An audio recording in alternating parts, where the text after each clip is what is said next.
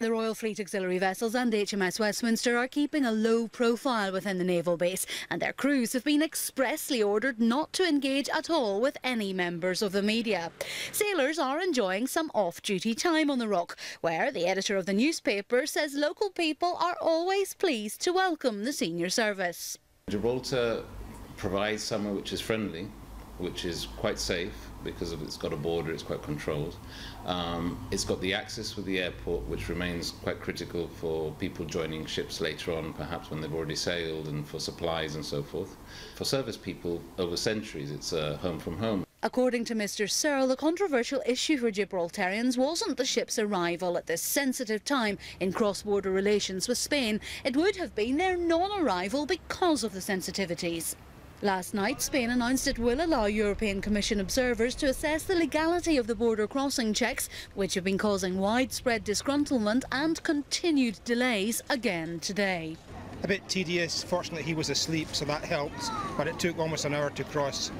The Spanish authorities came on first of all to the bus. They checked everyone, and the Gibraltar authorities gave a more cursory check, but they checked us as well.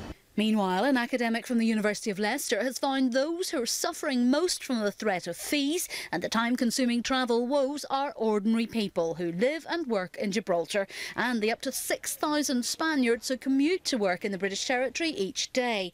There had been fears the economy would suffer, with people being put off visiting the Rock, but it seems the border blockages have balanced that out by keeping people in too, and meaning local restaurants are receiving more trade in the evenings, with people not travelling out to Spain as they may have done. We haven't gone to Spain for that reason, that we didn't want any hassle. So, although it hasn't affected us, it has. I would have probably hired a car and gone over the border and gone from London, but now I can't be bothered. But there have been a few reports of Gibraltar-registered cars being burnt across the border in La Línea, and some people say they don't feel as safe heading out in that direction. There's a tangible air of greater confidence on the Rock. People know there are huge grey symbols of British protection in town, if only fleetingly. It's a statement of fact that if you had a permanent presence of a larger ship, people would be less inclined to tease it. But, you know, ultimately, it's not acceptable that a problem like that exists. We are, at the end of the day, you know, allies in NATO, members of the EU.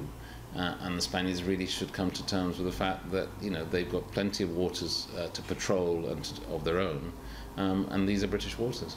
Alongside at the Tower, the flotilla is going about its scheduled business quietly, embarking stores and the post, offloading rubbish, recharging personnel and refuelling tanks, making ready for whatever demands are placed on the Response Force task group. Julie Knox, Forces News, Gibraltar.